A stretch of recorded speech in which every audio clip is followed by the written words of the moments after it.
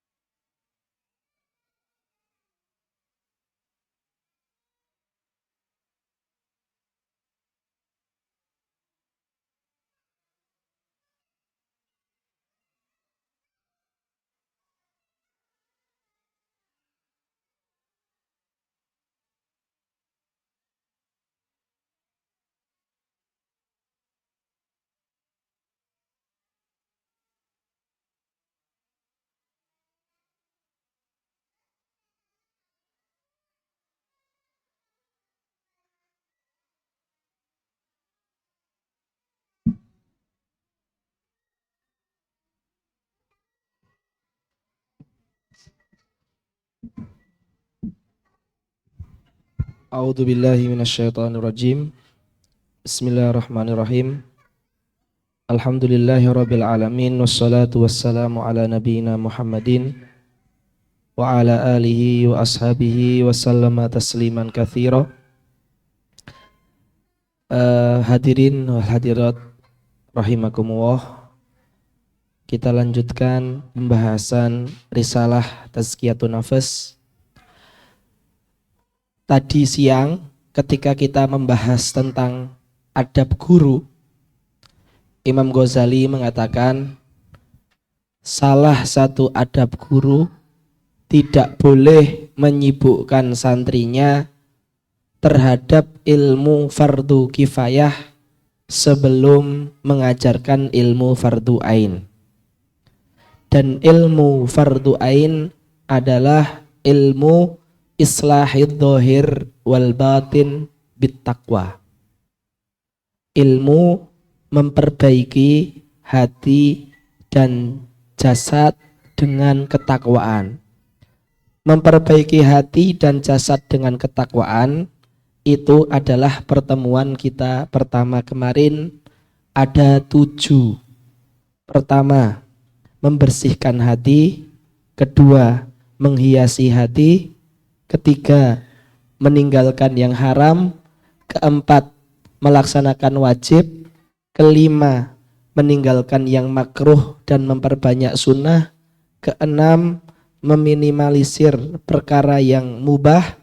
Ketujuh, melazimi adab dan sopan santun.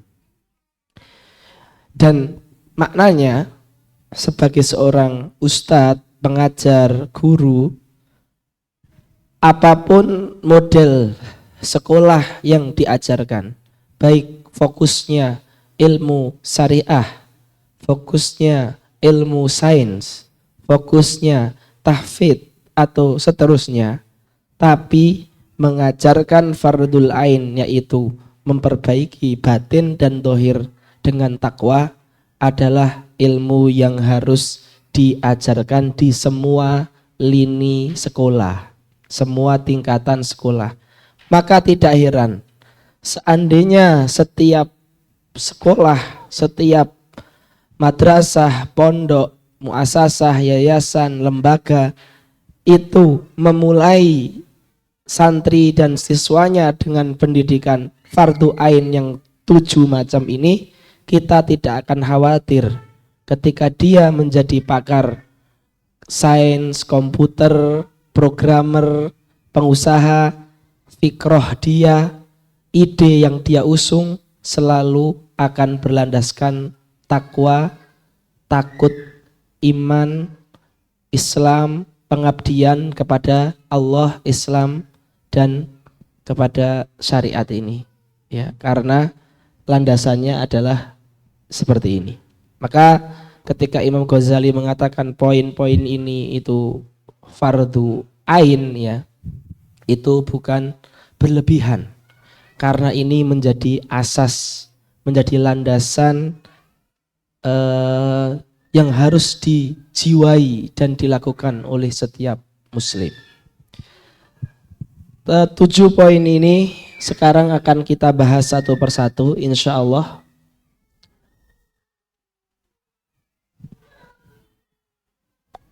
Kita akan mulai dengan poin yang pertama. Poin yang pertama kita mulai dengan pembersihan hati, tazkiyatul batin.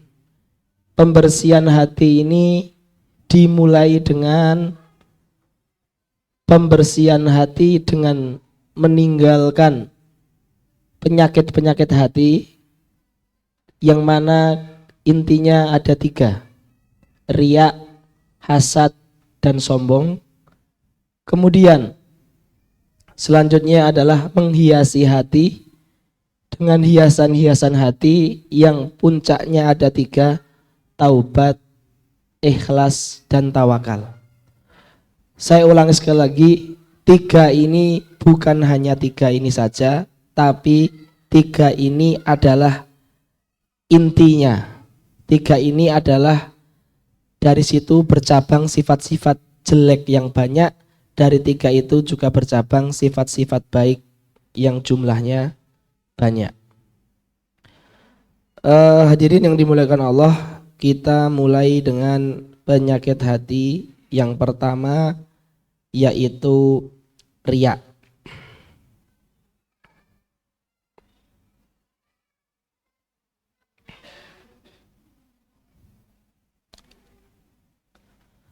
Ini adalah riya, ya. Definisi, penyebab, dan penyembuhan. Rasulullah Shallallahu Alaihi Wasallam pernah bersabda, akhwafu ma akhafu alaikum asyirkul asghar. Yang paling saya takuti dari yang saya takuti terhadap umatku, terhadap sahabatku, terhadap kalian, yaitu sahabat Rasul, yaitu syirik kecil. Bayangkan ya, Rasul itu berkata ke sahabatnya, yang paling saya takutkan dari yang saya takuti adalah syirik kecil.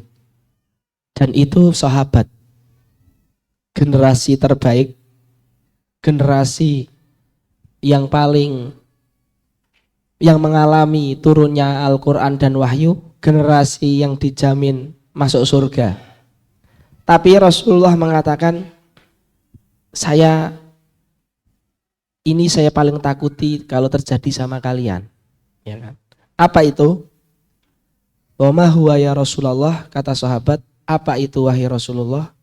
Rasulullah menjawab, ar-riya'u, yaitu riya. Jadi riya ini adalah penyakit hati, ya. Kata Imam Ghazali, ya, kata Imam Ghazali,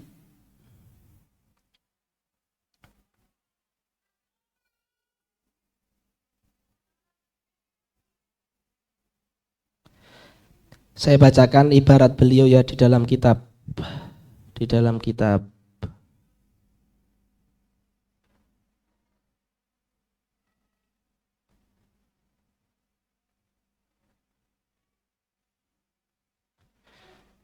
Sebentar, ada SMS mendadak.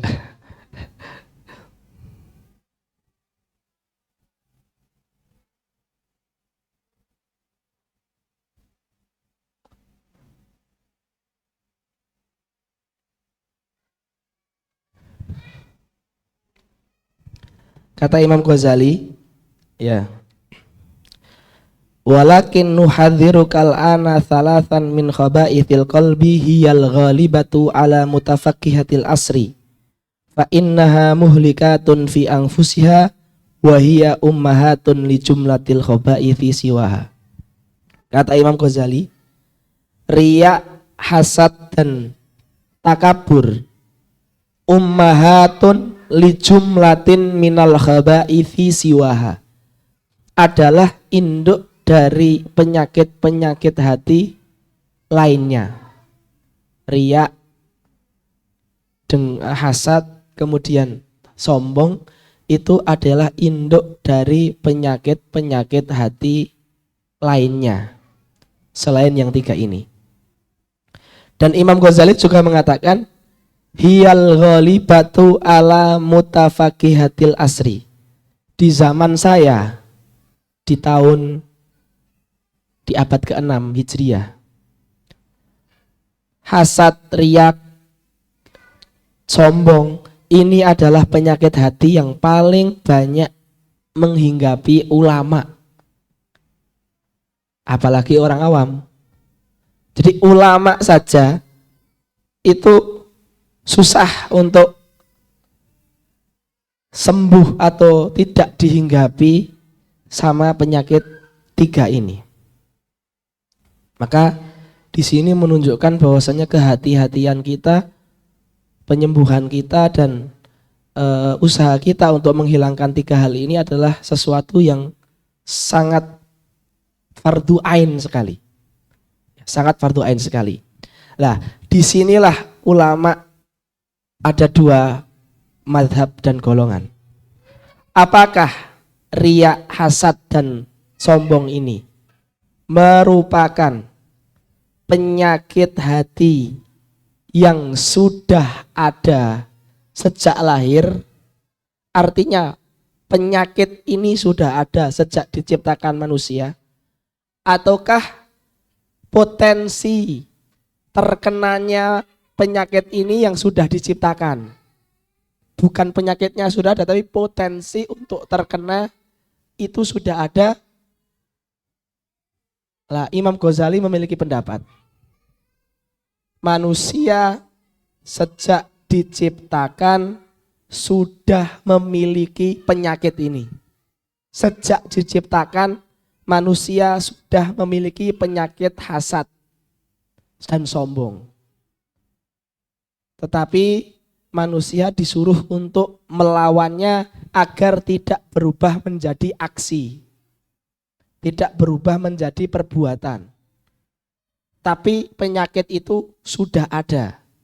Makanya Imam Ghazali mengatakan fardhu ain karena sifat-sifat ini sudah diciptakan.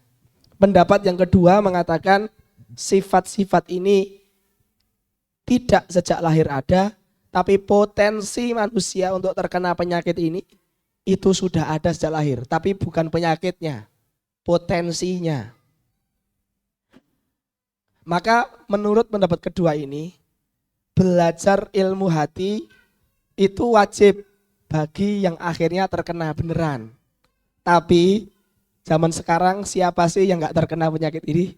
Pada akhirnya mau kata Imam Ghazali, mau kata pendapat kedua, harus dipelajari semua ilmu ini. Karena yang belum terkena penyakit ini mungkin hanya bayi yang belum balik aja.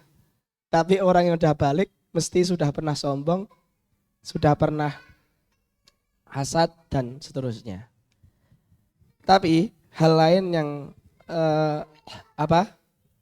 yang kita simpulkan juga dari dua pendapat tadi, bahwa berarti memang ujian kita dalam hidup ini memang berat sekali. Karena baik itu sudah diciptakan sejak lahir ataupun baru potensi, artinya kita di dunia ini nggak bisa tenang. Nggak bisa tenang dari penyakit hati. Harus selalu melakukan mujahadah. Harus selalu melakukan jihad melawan hawa nafsu itu tersebut. Nggak ada kata selesai. Ketika kita mengatakan selesai, berarti itu penyakit baru. Ketika kita mengatakan alhamdulillah, akhirnya saya sudah nggak hasad. Ya, itu berarti penyakit baru. Itu sombong berarti kan. Seperti itu. Jadi tidak ada ya, Mak. Tidak ada orang yang mengatakan gini, saya seumur hidup saya nggak pernah hasad. Saya itu nggak bisa hasad. Nggak bisa seperti itu. Karena kita itu punya potensi untuk terkena itu, atau bisa jadi sudah diciptakan itu. Jadi tidak bisa kita mengatakan saya itu tidak bisa hasad. Saya itu tidak bisa riya. Saya itu tidak bisa sombong. Ya, karena potensi-potensi itu menjadi tertanam sebagai di konstruksi manusia itu ada potensi untuk seperti itu. Maka kita nggak bisa mengatakan seperti itu. Nggak bisa merasa aman. Harus selalu mujahadah terus. Itulah kenapa kita di dunia ini ada pahala dan ada dosa. Ya, itu memang bentuk ujian Allah seperti itu. Seandainya kita di sini tidak ada hawa nafsu, tidak ada setan, tidak ada yang dilarang dan disuruh, maka tidak ada ujian di dunia ini. Seperti itu. Karena gini, seandainya dunia ini bukan ujian ya, kenapa Sayyiduna Adam itu ketika melakukan pelanggaran itu dibuang ke dunia? Karena itu ujian gitu loh. Bukan dunia ini tempat untuk senang-senang seperti itu. Salah satunya adalah ujian dari hati tadi. Ya. Taib. Definisi dari riya. Riya itu apa? Iqa'u ibadatin li ghairillahi ta'ala. Iqa'u ibadatin li ghairillahi ta'ala. Melakukan ibadah untuk selain Allah. Orang sholat, orang belajar, orang ikut pengajian, orang ikut kerja bakti. Kenapa kamu ikut kerja bakti? Kenapa kamu ikut kajian? Biar dipuji sama ustadz dan ustadzah. Biar dilihat orang. Itu namanya melakukan ibadah untuk selain Allah. Untuk selain Allah. Ya. Jadi kalau yang dilakukan dia bukan ibadah. Misalkan yang bukan ibadah itu seperti main bola. Kenapa kamu main bola semangat sekali? Biar dibilang kuat dan keren. Itu kan juga melakukan untuk selain Allah kan, tapi bukan ibadah. Nah, itu tidak dinamakan riya, tapi dinamakan takabur bisa, ujub juga bisa. Atau gini, saya atau salah seseorang itu pakai mobil mewah biar dibilang kaya. Lah itu bukan riya, tetapi masuk ke penyakit yang lain, namanya hubud dunia misalkan. Karena kalau kita buka di kitab induk yaitu Ihya Ulumuddin, penyakit hati itu disebutkan sampai kurang lebih 20. Selain yang 3 ini. Jadi itu disebutkan lengkap di sana. Tapi di sini disebutkan yang intinya. Jadi melakukan ibadah ya untuk selain Allah itu dinamakan dengan riya.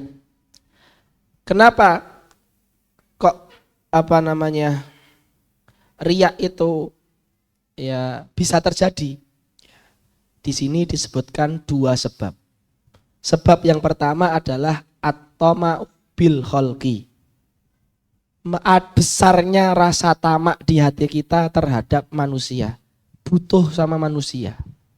Tergantung sama manusia. Jadi riya itu sebabnya karena kita itu terlalu butuh kepada manusia. Terlalu bersandar kepada manusia. Terlalu tergantung kepada manusia. Dan sebab kedua, lemahnya harapan kita kepada Allah.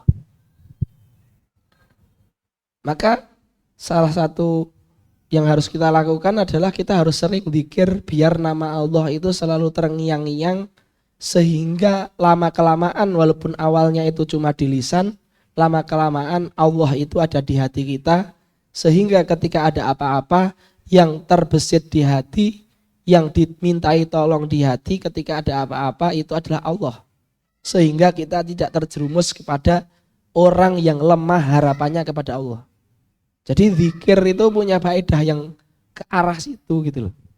Jadi ketika kita disuruh untuk wadkurullaha qa'iman au qa'idan, itu disuruh untuk berzikir kepada Allah baik dalam segala keadaan, memperbanyak lisan kita dengan zikir, itu ada tujuan di balik itu.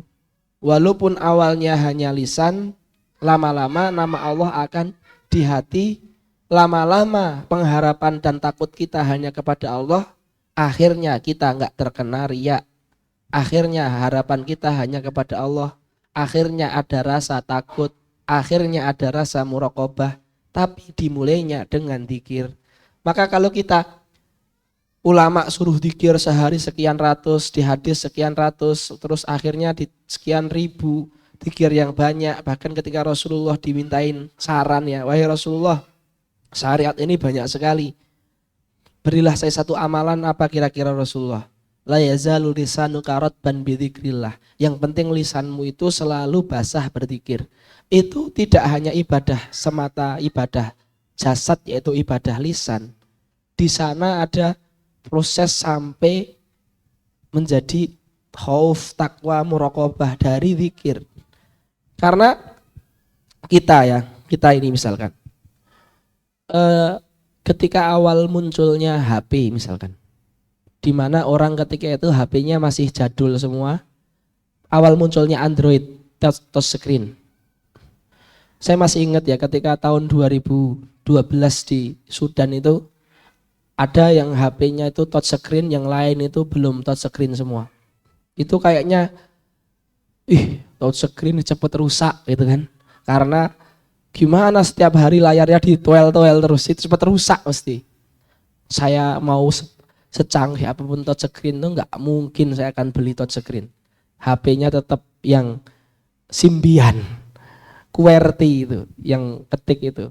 Tetap itu yang paling keren, nggak mau touch screen. Nggak sadar bertahun-tahun touch screen berkembang gini, akhirnya kita menikmati juga. Jadi sesuatu itu untuk sampai ke tingkat cinta, itu biasanya dimulai dengan acuh tak acuh, sering melihat, sering menyebut, sering mendengar, sering berkomunikasi. Akhirnya ada rasa cinta, akhirnya ada rasa tergantung, akhirnya ada rasa keterkaitan, keterikatan, akhirnya menjadi sesuatu yang timbul dari hati. Begitupun kita dengan mahabbatullah.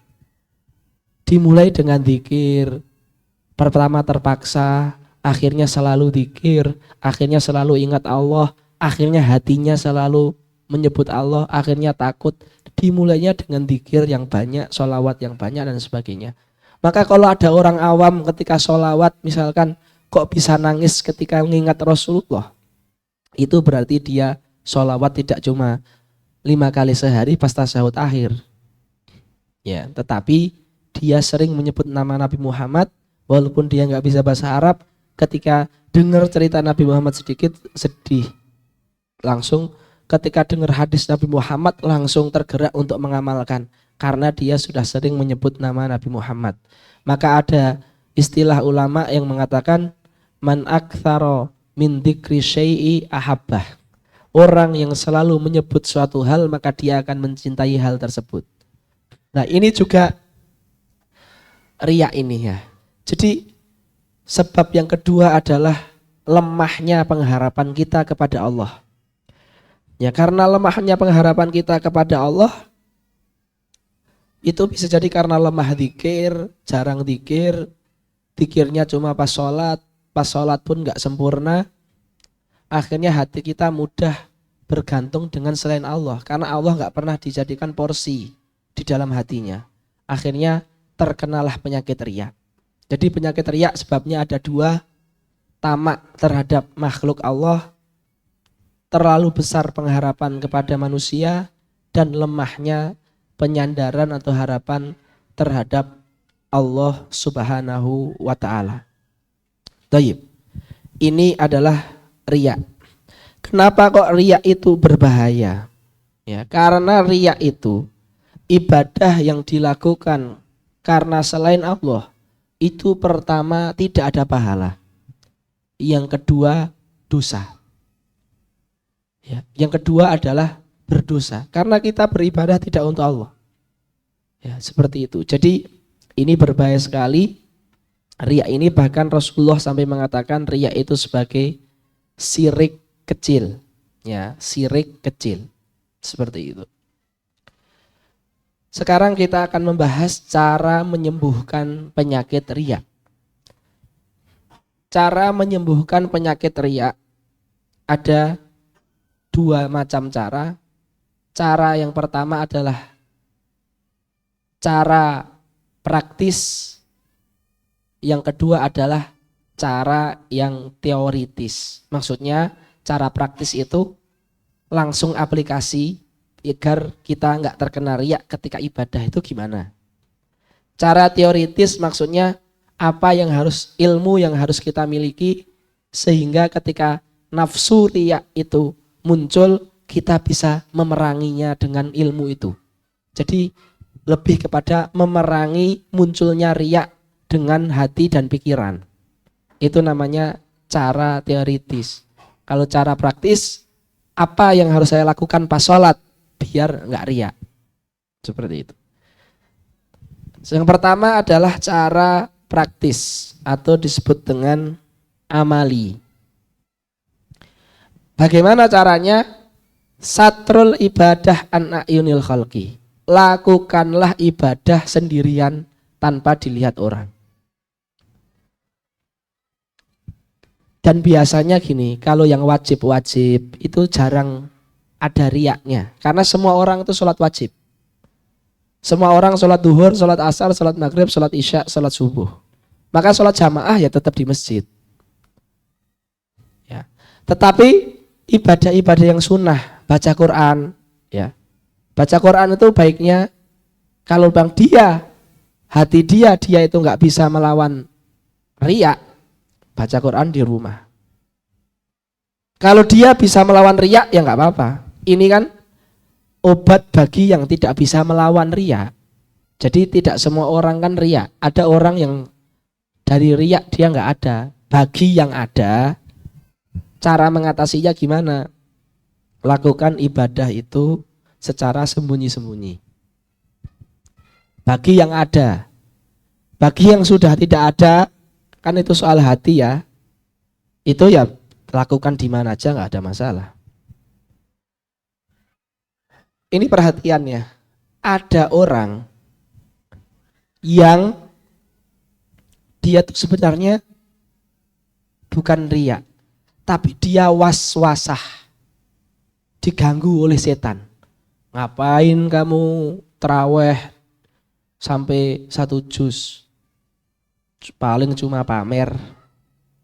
Tapi gangguan setan itu. Setan pengen antum itu nggak terawih 1 juz.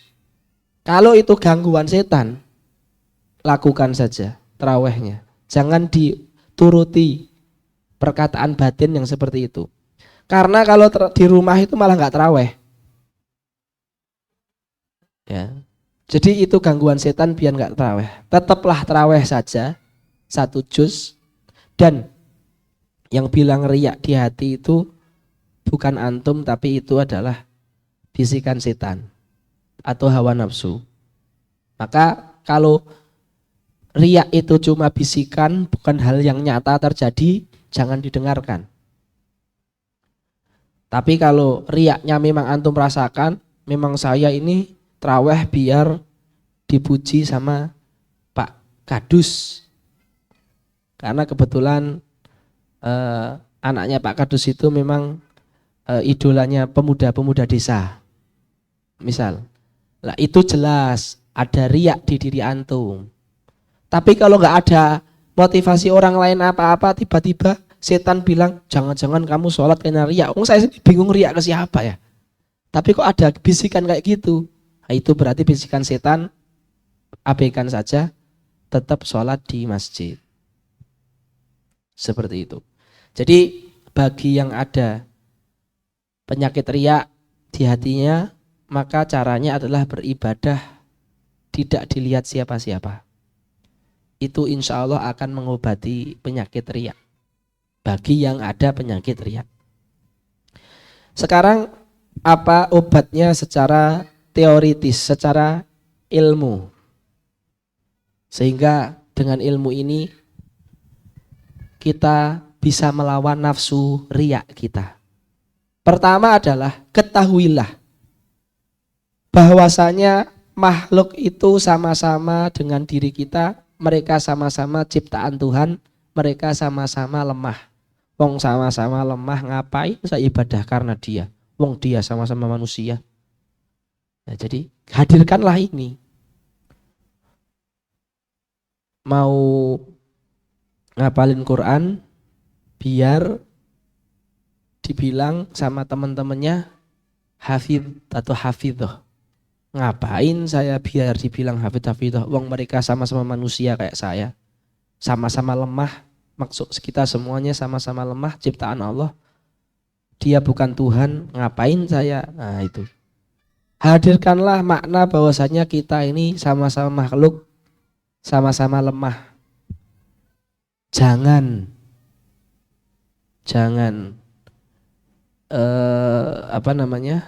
sehingga kita tidak berpikiran untuk beribadah dengan motif selain Allah.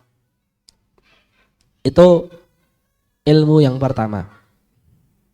Ilmu yang kedua, ingatlah bahwasanya ibadah itu yang mempunyai hak memberi pahala hanya Allah.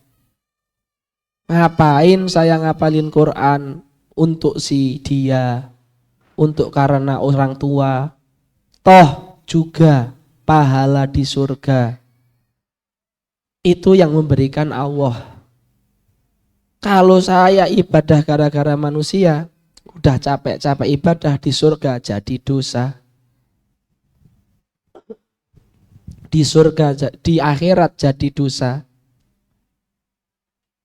Kayak suami atau istri, ngapain saya sabar ke istri karena istri itu sendiri? Ya karena Allah lah. Atau karena mertua, atau karena orang tua, atau karena tetangga. Sabar istri karena tetangga. Ngapain saya sabar karena tetangga? Kalau saya sabar karena tetangga, nanti di akhirat gak ada pahalanya sabar saya. Tapi kalau sama Allah diganti surga. Sama kayak istri. Ngapain saya taat sama suami karena suami itu sendiri? Toh suami saya itu gak ngasih pahala sama saya. Sama-sama manusia lemah seperti saya.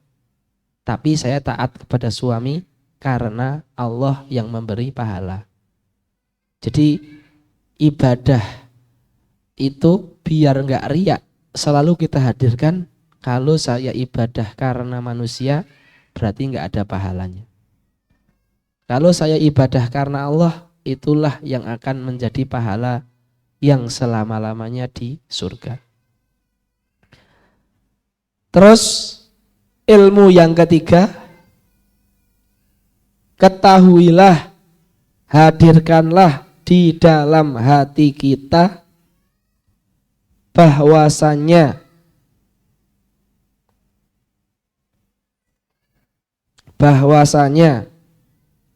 riya itu menghapus amalan, menghapus pahala dan menggantikannya dengan neraka atau dosa. Saya sebutkan sebuah hadis ya. Dalam sebuah athar disebutkan gini. Ada seorang syahid ketika meninggal sama Allah disuruh ke neraka. Kamu syahid, pergi sana ke neraka. Syahid ini menjawab gini, ya Rabbi, istashhadtu fi sabilik. Ya Allah, saya sudah syahid karena perang di jalanmu. Kok disuruh ke neraka? Kenapa? Allah menjawab, aradta an yuqal innaka suja. Kamu bukan syahid di jalanku. Kamu pengen agar dibilang orang patriot pemberani. Wadzalika ajruka. Maka neraka itu adalah balasanmu, dan orang sudah bilang kamu pemberani. Itu balasannya kamu. Maka kalau kita ibadah untuk selain Allah biar dapat pujian, balasannya ya pujian itu udah. Sisanya neraka. Kalau kita belajar biar dibilang alim, saintis, doktor, profesor, ustadz, maka ketika sudah dibilang ustadz, yaitu pahalanya. Selebihnya neraka. Jadi pahalanya adalah ucapan orang. Lah sekarang hati-hati di media sosial. Kalau kita melakukan ibadah berupa status atau berupa video pendek atau berupa video, tapi hati kita agar mendapatkan view dan like, berarti itulah pahala kita.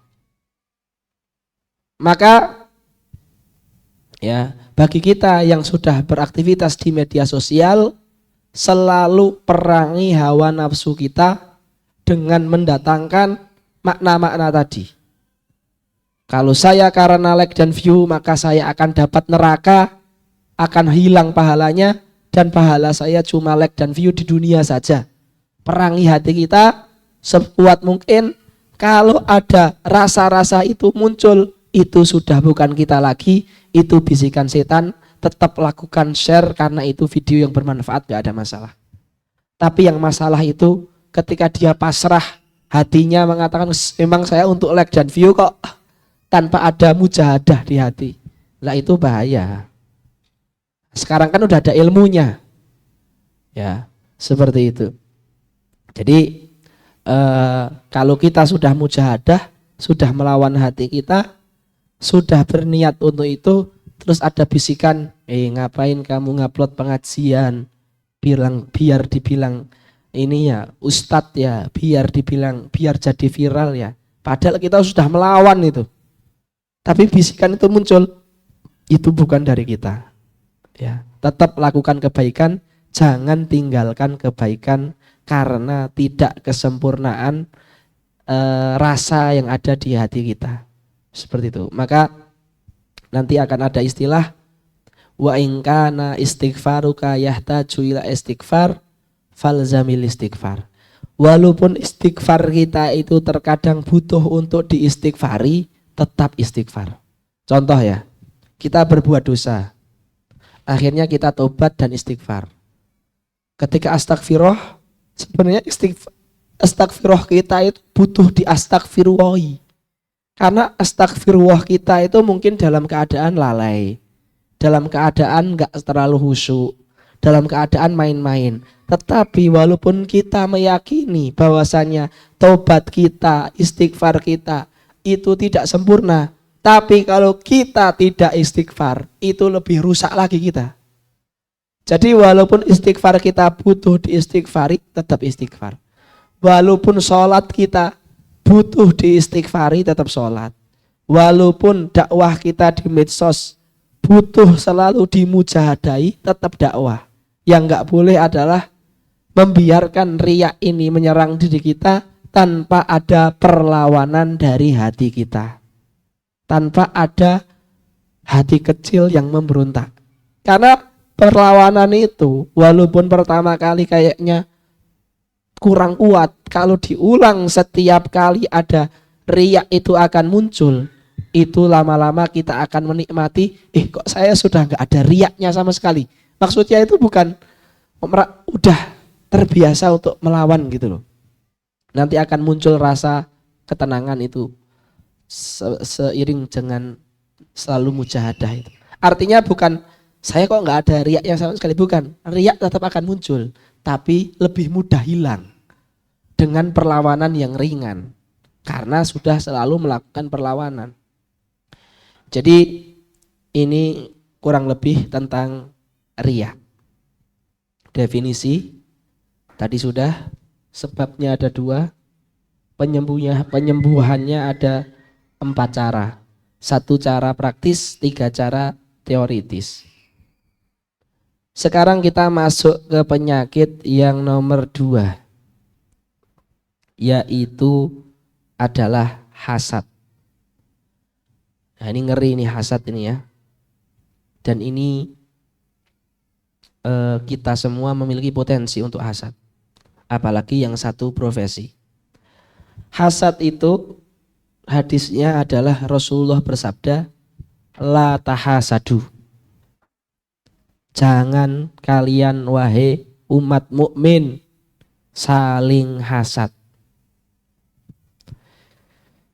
Jadi jangan kita saling hasad. Ini nasihat Rasulullah.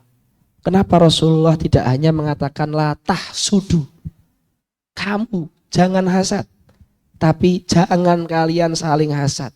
Ini menunjukkan potensi hasad di antara para sahabat itu kuat. Kenapa kuat? Karena sahabat itu satu profesi, pembawa risalah Rasulullah. Ya, masing-masing itu sebagai pembawa risalah ke generasi tabiin setelahnya, potensi hasad itu besar sebagai manusia. Oh, saya ini ketemu Rasul loh, so, saya juga ketemu. Oh, saya ketemu lama, loh saya juga. Yang penting kan ketemu. Kamu lama tapi nggak mudeng. Oh, saya bentar tapi pinter. Nah kan artinya kenapa tahasadu itu? Karena memang potensi hasad di orang yang berada dalam satu komunitas, satu kekumpulan, satu pekerjaan, satu profesi, satu circle itu lebih besar daripada orang lain yang tidak saling kenal. Sekarang mungkin kalau saya tanya ya, hati masing-masing, kita semua, ada nggak orang yang nggak kenal di Jakarta sana, terus kita hasad misalkan? Nggak kita. Antum misalkan ya, walaupun mungkin benci ya dengan salah seorang menteri siapalah misalkan, tapi ada nggak hasad ke dia? Nggak ada, karena beda profesi jauh. Walaupun dia kaya raya nggak ada hasad sama sekali. Tapi tetangga yang mana mungkin hartanya sama tapi dia punya galon satu aja, punya dispenser. Jadi hartanya semuanya sama tapi bedanya kita nggak punya dispenser, dia punya dispenser. Itu bisa loh hasad. Yang punya miliaran, batu bara semuanya, kita nggak ada hasad sama sekali. Tapi punya dispenser satu, hasad. Sama yang kita anak muda misalkan, ya sama-sama nggak punya istri, nggak punya anak, nggak punya rumah, nggak punya kerjaan, masih sama-sama sekolah. Bedanya cuma yang satu HP-nya kuotanya 1 giga, yang satu 2 giga. Beda kuota 1 giga itu saling tahu, bisa hasad loh. Ya kan?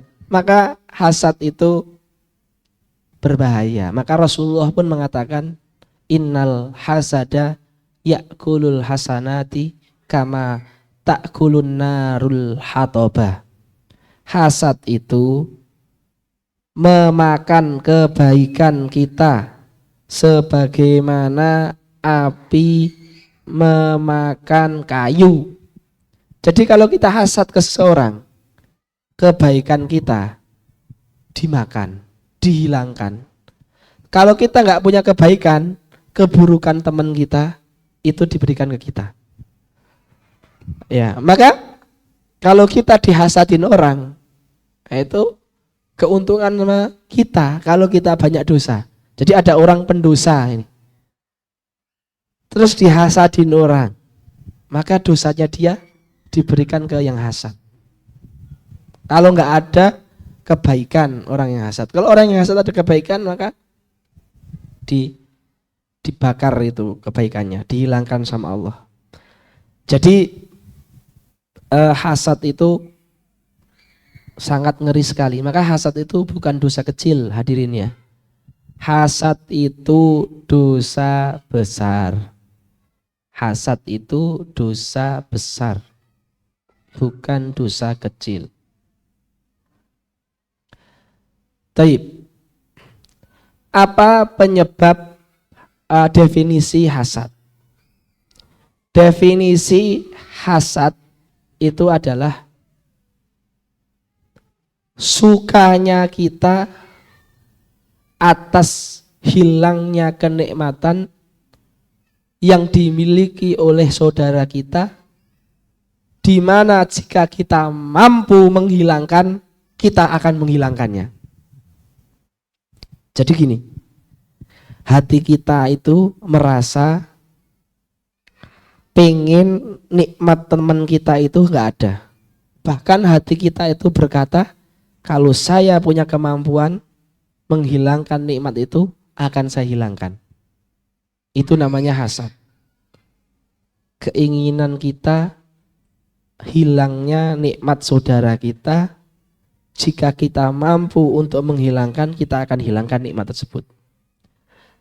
Kalau kita ingin nikmat saudara kita, misalkan, itu kok punya mobil, mobil apa Ustadz Nizar? Contohnya? Hah? Mobil XL7. Itu kok punya mobil XL7. Jadi dia pengen semoga aja kebakar mobilnya. Bahkan kalau ada bensin bisa tak sirami. Bahkan kalau seandainya saya bisa merubah hujan itu jadi minyak tanah sehingga tak lempar korek kebakar, itu tak lempar korek itu. Nah, itu hasad. Tapi kalau misalkan, saya pengen juga punya XL7, pengen juga, tapi nggak ada niat pengen hilang, itu namanya ghibthah, dan itu tidak dosa. Jadi hasad itu pengen hilang. Jadi pengen nikmat itu hilang daripada temannya itu. Itu namanya hasad.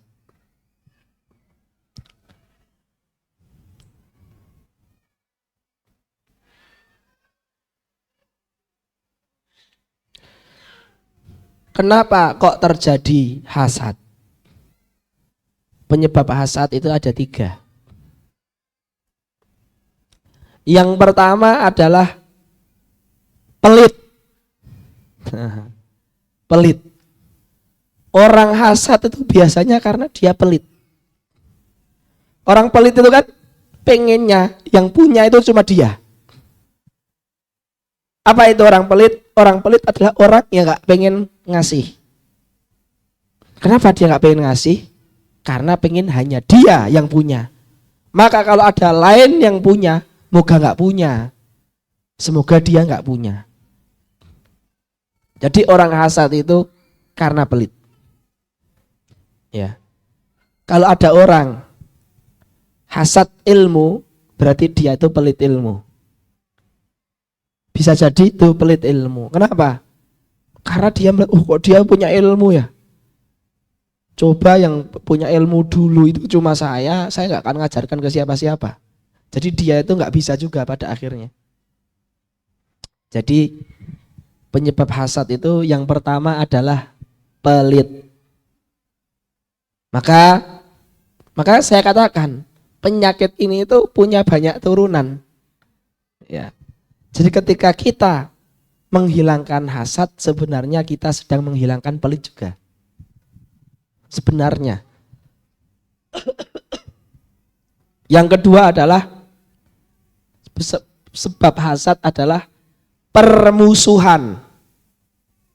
Orang yang sukanya membuat onar, orang yang sukanya cari musuh, orang yang mudah panasan, orang yang sumbunya pendek, orang yang tabiatnya tuh pengennya selek terus, pengen kontrak terus dengan orang, itu biasanya orang seperti itu mudah terkena hasad. Karena jiwanya itu permusuhan. Ada yang lebih baik, nggak seneng. Ada yang lebih keren, nggak seneng. Ada yang lebih ganteng, nggak seneng. Ada yang lebih pinter, nggak seneng. Ada yang lebih ini, nggak seneng. Sampai lihat orang cacat seluruh tubuhnya, tapi dia pakai kacamata atau pakai HP mahal, itu yang dilihat bukan cacatnya, HP-nya, nggak senang juga. Jadi orang yang padahal dia itu sempurna, tapi lihat orang cacat itu yang dilihat bukan ya Allah, saya sehat, dia cacat, alhamdulillah. Tapi yang lihat ya Allah, HP-nya lebih bagus dari HP saya. Orang ini. Nah, jadi kadang orang yang sukanya membikin kontrak itu kayak gitu, permusuhan itu ya, itu biasanya rentan terkena hasad itu. Kemudian lah ini yang lagi kontekstual, ini yang lagi keadaan sekarang. Kenapa hasad? Orang yang cinta jabatan. Nah, cinta jabatan itu membuat orang hasad. Ya karena jabatan itu mesti selalu terbatas. Gak ada kan bupati itu 2, adanya 1. Maka jelas ketika lomba pencalonan saling hasad. Bahkan hasadnya sudah kelasnya zaman sekarang, hina-hinaan di medsos, sampai ke kehormatan keluarga masing-masing diobral di publik, dihina, berita bohong, semuanya. Itu semua keonaran, belasan akhlak tercela, puncaknya 1, hasad. Maka ketika hasad dihilangkan, berapa puluh sikap buruk, berapa belas akhlak jelek yang sudah dikikis. Maka ketika Imam Ghazali mengatakan hasad itu cabang penyakit hati, itu beliau sangat tepat sekali. Jadi salah satu, dan ingat ya, cinta jabatan itu enggak hanya jabatan presiden, jabatan kepala sekolah, jabatan wakil, jabatan kepala suku, kepala jurusan, RT. Kepala RT itu direbutkan loh di desa itu. Kepala dusunnya direbutkan loh. Sebat jabatan apapun. Ya. Bagaimana cara mengobati hasad? Caranya ada 2. Cara praktis dan cara teoritis. Cara praktisnya adalah al-amal bididdi muqtadal hawa. Lakukan lawan kata hati hasad itu. Ini gini cara maksudnya. Kalau kita misalkan sesama santri, hasad sama orang yang nilainya tinggi. Hati kan, hawa nafsu kan mengatakan, hasadi dia, celakakan dia, jangan kasih bantuan ke dia, nggak usah sapa dia, jangan ajak dia futsalan, jangan ajak dia renang. Itu orang hasad itu. Kalau santri, jadi kalau santriwati mengkucilkan santriwati yang mungkin hafid 30 juz, ya kan? Hasad, nggak diajak makan bareng, nggak diajak ngerumpi, ya kan? Nggak diajak jalan-jalan hari Jumat libur. Kalau ada bisikan kayak gitu dari dalam kita, lakukan lawan katanya.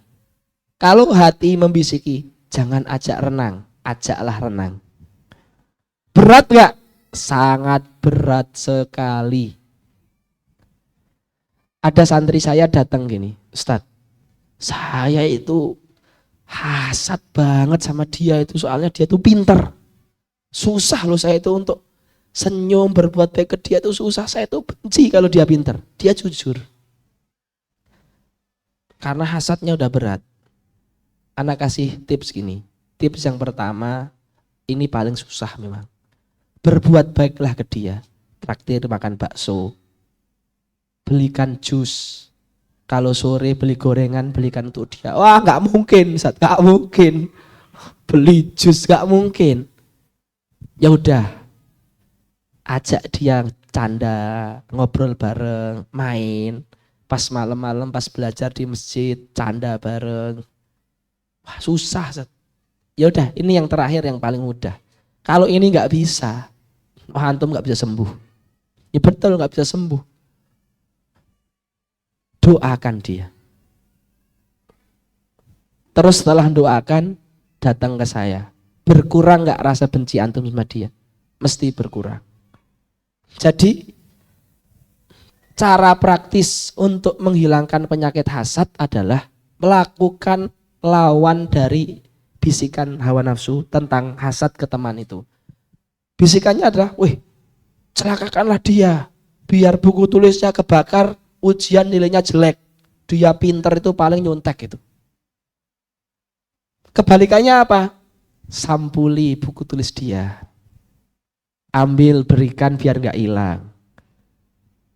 Jangan ajak dia makan bareng, dia itu pinter itu biar caper sama ustadz itu.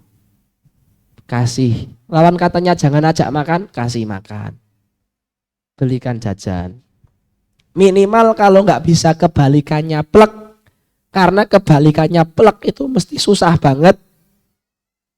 Yang agak levelnya di bawah lah, didoakan, diberi lauk dikit pas makan, masak indomie setengah, kasih dia 2 sendok, tek kuahnya. Ya, tapi itu cara praktisnya. Maka ini cara ini mujarab ya, mujarab, nggak percaya coba. Dan masing-masing kita pasti pernah mengalami ini atau sedang mengalami ini.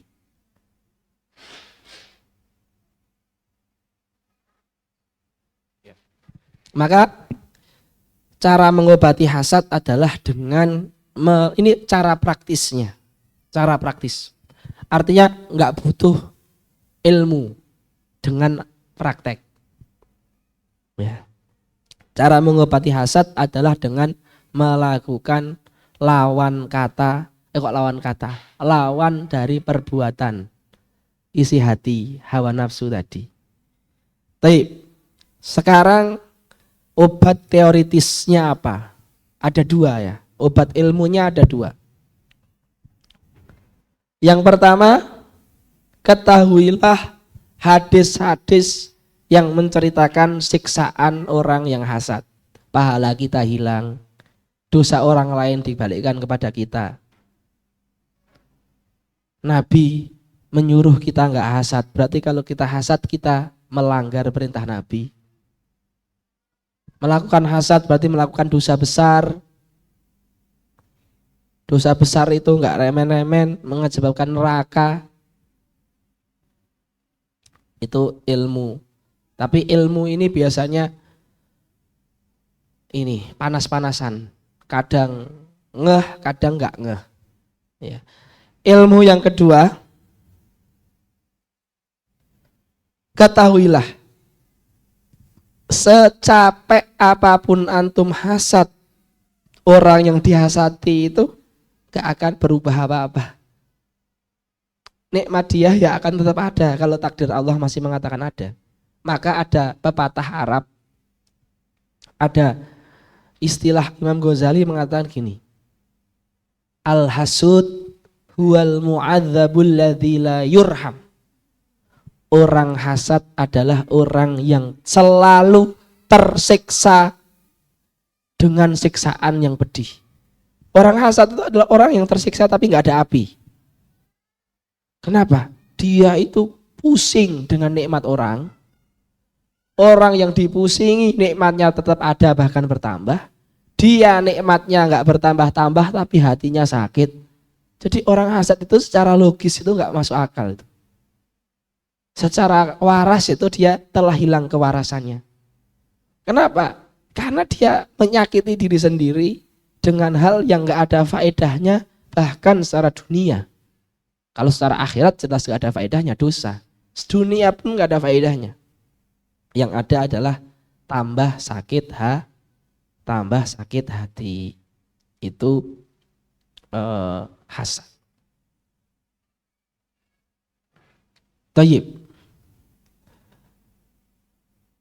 Sekarang kita masuk di penyakit yang ketiga lah ini. Penyakit yang ketiga adalah penyakit sombong atau al-kibru. Atau sering kita dengar dengan istilah lain ujub, takabur, sombong. Apa maksudnya itu? Maksudnya adalah melihat diri sendiri lebih besar daripada orang lain.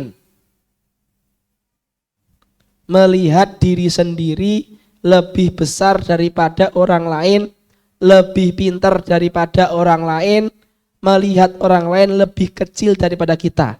Itu hati. Jadi kita merasa lebih di hati kita, walaupun kepala kita nunduk-nunduk gini.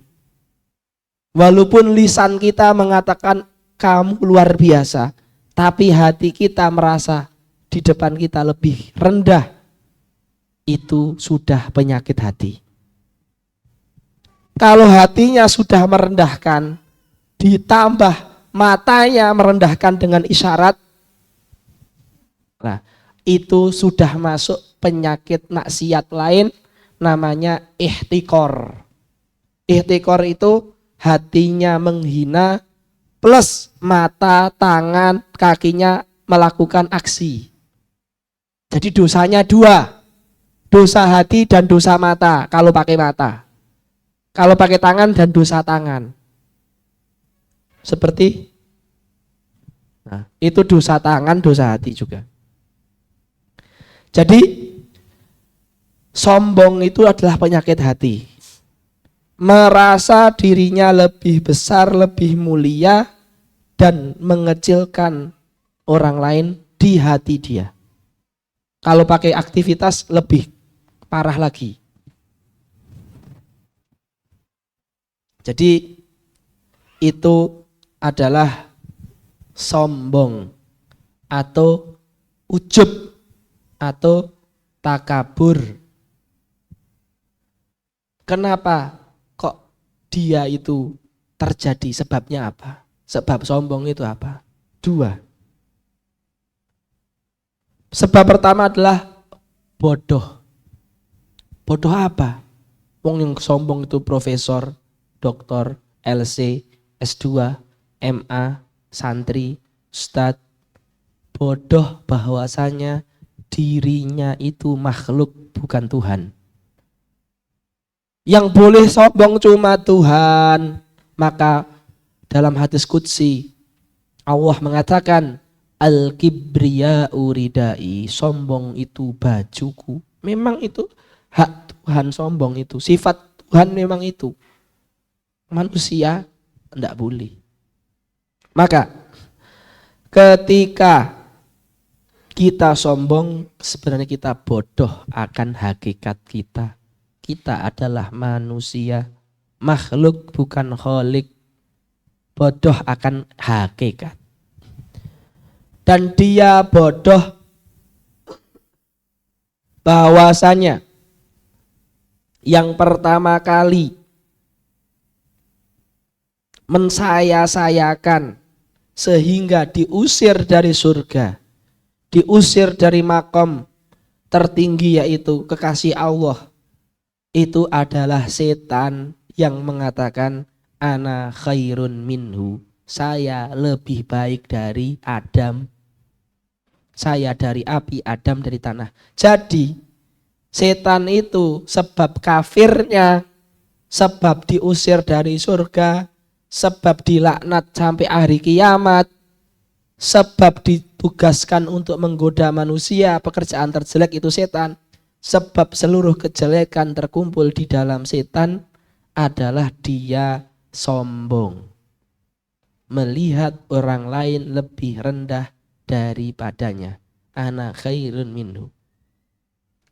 Jadi kita bodoh tidak tahu akan hakikat kita sebagai tercipta bukan pencipta, terbentuk bukan pembentuk, makhluk bukan kholik, abad bukan makbud, hamba bukan Tuhan. Kebodohan kita akan hakikat ini membuat kita sombong. Seandainya kita tahu kita ini makhluk dan yang di depan kita juga makhluk, Dan selama kita belum mati, kita nggak tahu yang lebih baik, kita nggak akan pernah sombong. Jikalau yang di depan kita lebih muda, berarti dosa dia lebih sedikit. Kenapa kita sombong sama yang lebih muda? Jikalau yang di depan kita lebih tua, berarti dia sudah Islam lebih lama. Apa yang kita sombongkan terhadap dia? Ya kan? Maka banyak hal yang bisa kita pikirkan untuk kita tidak sombong kalau kita menyadari bahwasanya kita adalah makhluk bukan Tuhan. Tapi kalau kita sudah lalai akan asal usul kita dan hakikat kita, maka untuk sembuh dari sombong itu susah. Sebab kedua, kenapa orang sombong adalah haqaratun nafsi. Kotornya, hinanya, rendahnya hati kita. Hati kita itu kotor. Kenapa? Karena hati yang terlalu kotor tidak bisa memikirkan hakikat kita sebagai makhluk.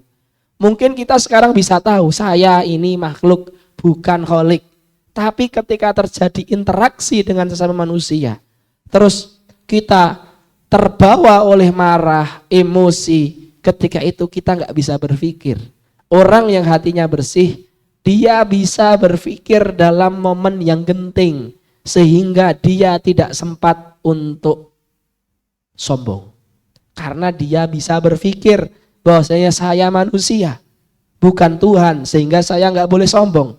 Tapi orang yang hatinya kotor, dia nggak akan bisa berpikir itu, karena hatinya sudah gelap. Maka kekotoran hati, kerendahan hati atau jiwa itu yang membuat kita sombong. Kita tidak bisa berpikir. Karena kata Imam Ghazali, hati itu tempat berpikir juga. Hati itu tempat berpikir juga, tidak hanya otak. Bahkan akal itu juga hal yang metafisik.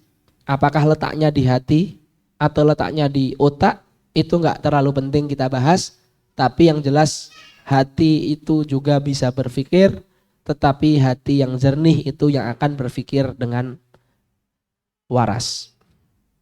Maka dinamakan dengan hati nurani. Itu kan bahasa Arab, nuraniyul, yang ada cahayanya. Ya, qalbun nuraniyun, yakni hati yang bercahaya. Sekarang, apa obatnya sombong? Obat sombong ada dua, praktis teoritis. Yang praktis ada dua. Yang pertama, seperti obat hasad, lakukan lawan dari kata hawa nafsu. Saya pengen merendahkan dia, muliakan dia. Ada orang sudah enggak tahu Quran, tapi ngomong tentang Quran itu dengan ngawur misalkan. Kan kita harus nahi mungkar, ya kan? Nahi mungkarnya itu betul. Tapi terkadang nahi mungkar yang betul itu tercampur dengan sombong. Dengan misalkan di hati kita ada perasaan ini orang kok bodoh sekali, ini orang gak pernah kuliah di Timur Tengah, ini orang gak tahu ya, namanya Quran itu harus ngambilnya pakai sanad. Nah, hati yang ada muncul seperti itu jangan sampai keluar. Nahi mungkarnya tetap, yang betul adalah gini, bukan yang seperti Bapak katakan, tapi embel-embel lain yang akan muncul di hati itu direm. Ngeremnya dengan apa? Melakukan lawan katanya. Lawan dari kata hatinya. Kata hatinya itu tadi mungkin setelah didebat diajak ngopi, ditraktir minum teh. Nahi mungkar tetap berjalan, tetapi rasa pengen merendahkannya itu tidak ada. Karena tertutup dengan ngeteh bareng. Tapi nahi mungkar tetap ada. Ya kan? Susah kan? Susah. Seperti itu. Ya. Saya pernah punya teman ya. Teman saya itu liberal. Tapi akrab sekali. Jadi dia itu kalau bilang ke saya, kamu itu radikal, kamu itu Wahabi, kamu itu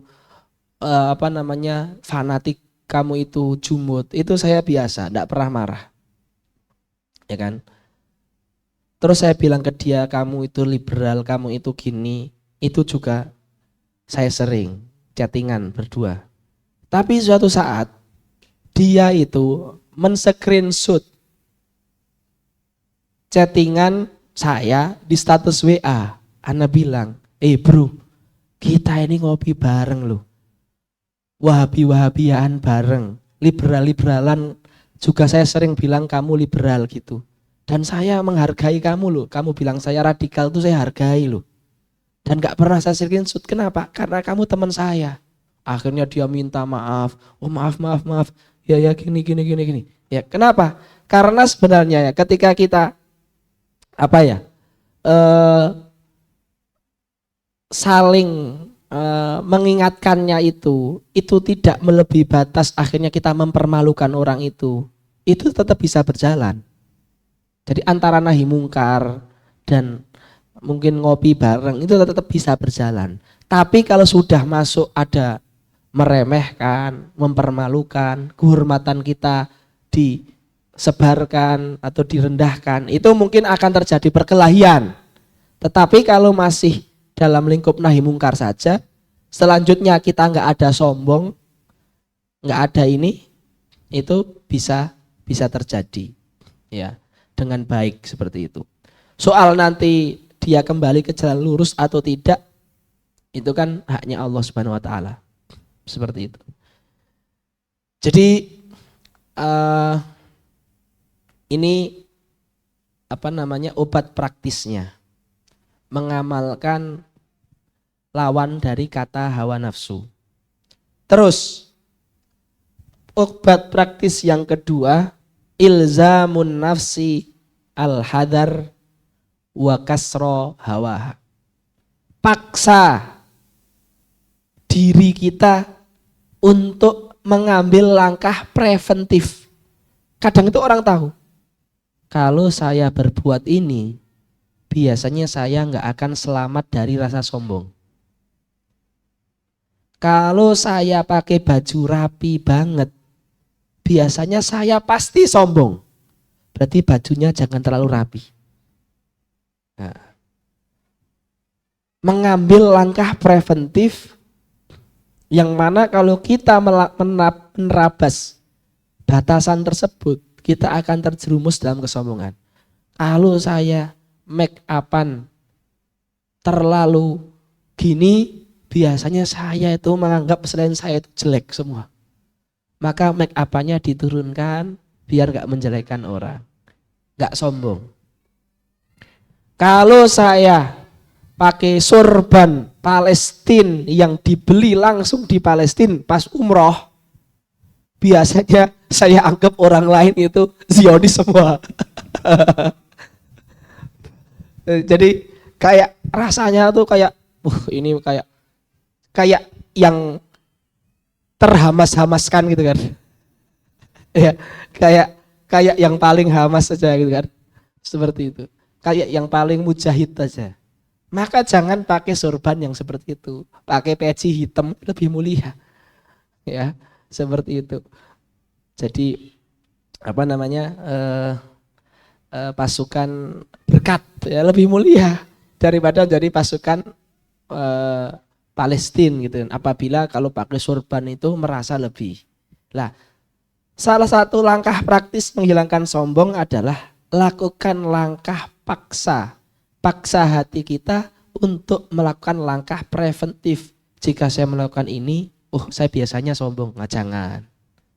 Seperti itu. Kemudian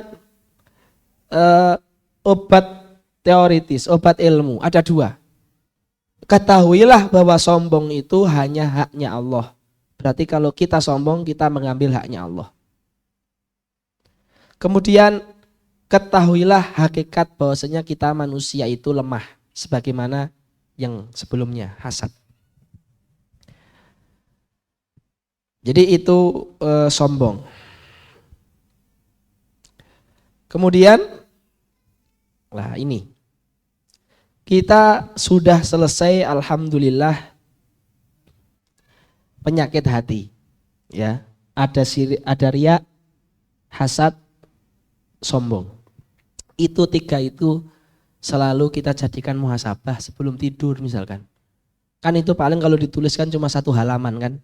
Oh hari ini saya ada hasad nggak ya? Hari ini saya ada riya nggak ya? Hari ini saya ada ini nggak ya? Seperti itu biar tidak terjadi di dalam kehidupan kita. Hadirin yang dimuliakan Allah, karena jam sudah menunjukkan jam 9. Saya lihat hadirin juga capek, walaupun yang berhak mengatakan capek itu sebenarnya saya lebih berhak gitu kan. Tapi untuk apa namanya ya untuk nggak apa-apa sih. Itu kita toleransi aja. Alhamdulillah kita ada sampai jam 9 kurang 5 menit. Kita cukupkan sekian. Insya Allah besok kita bertemu lagi. Besok jadwalnya apa Ustaz? Pagi Ustaz? Hah? Tentang ibunda para ulama. Terus siangnya fikih darah. Terus sorenya kembali lagi ini kan?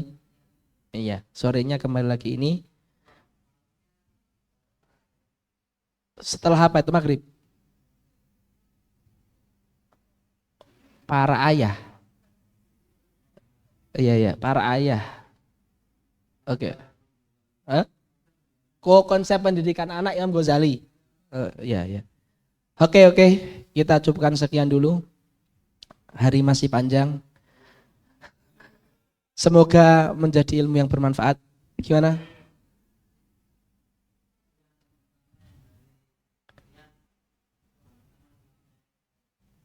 Apa? Apa itu? Oh, beda. Ini bedanya gini. Penyakit ain itu apa ya? Jadi ain itu mirip seperti kalau di kartun itu, ini ilustrasi ya, jangan bilang ini definisi. Ini ilustrasi biar pemahamannya itu cepat. Antum tahu film Naruto? Itu kan Naruto itu ada mata itu apa namanya? Kalau mata itu nyerang itu nama jurusnya apa? Anda nggak tahu, saya tanya ini karena nggak tahu. Sharingan ya namanya. Yang penting ada api yang keluar dari mata. Itu ain itu kan artinya mata. Maksudnya apa? Orang kalau melihat orang lain karena takjub atau karena luar biasa, oh cantik banget dia. Dengan dia takjub itu, dia bisa mendatangkan orang itu jadi pincang. Kulitnya jadi misalkan kanker kulit. Karena penglihatan dia. Itu namanya ain. Lagi nih, di Arab ain itu biasanya identik dengan suku tertentu. Misal, suku A itu ainnya itu ngeri-ngeri. Jadi kalau kita di suku tersebut harus selalu zikir pagi sore. Dan orang yang terkenal memiliki ain itu juga syariatnya ketika melihat sesuatu agar mengatakan Masya Allah, biar ainnya itu tidak berfungsi. Jadi kenapa kok kita semua itu disurahkan mengatakan Masya Allah ketika melihat sesuatu yang luar biasa indah, cantik, ganteng, pinter, besar, mobil, motor, HP. Karena kita nggak tahu di mata kita itu ada energi yang bisa membuat orang lain tersakiti. Maka kita mengatakan itu biar kalau ada energi tersebut, ya energinya itu tidak berfungsi. Paham nggak? Ada orang tahu dia punya ain dan dia sengaja biar orang lain tersakiti. Itu ada di kitab fikih, orang yang sengaja dengan ainnya itu menyakiti orang dibunuh atau tidak, dikisos atau tidak. Ada mazhab yang mengatakan dikisos karena dia menyakiti dengan sengaja. Jadi ain itu seperti itu. Iya Pak ya. Bisa paham enggak? Apa?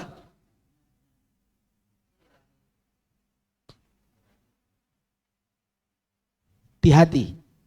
Nah, kalau untuk ain itu penyakit hati atau bukan, saya belum pernah membaca ya. Tapi ain itu termasuk bukan penyakit hati, dia termasuk seperti bakat bawaan. Kekuatan yang ada di mata yang bisa mencelakakan orang lain dan tidak ada di semua orang, di orang-orang tertentu. Itu namanya penyakit ain. Maka ketika ada orang terkena ain, Nabi ditanya, "Wahai Rasulullah, ain itu penyakit, bukan penyakit ya, serangan mata itu ada atau enggak sih?" Kata Rasulullah, "Al-ainu hakun." Ain itu benar ada, benar adanya. Itu namanya penyakit ain. Maka salah satu obatnya ketika orang panas, dingin, gara-gara dilihat sama orang dan dia yakin itu orang itu punya ain di matanya, punya kekuatan negatif di matanya, maka cara menyembuhkannya, orang yang punya kekuatan negatif itu disuruh mandi, nanti air mandinya dipakai untuk mandi orang yang terkena sakit tadi. Itu. Wallahu ta'ala a'lam. Kita lanjutkan besok jam 9 lebih 2 menit. Wassalamualaikum warahmatullahi wabarakatuh.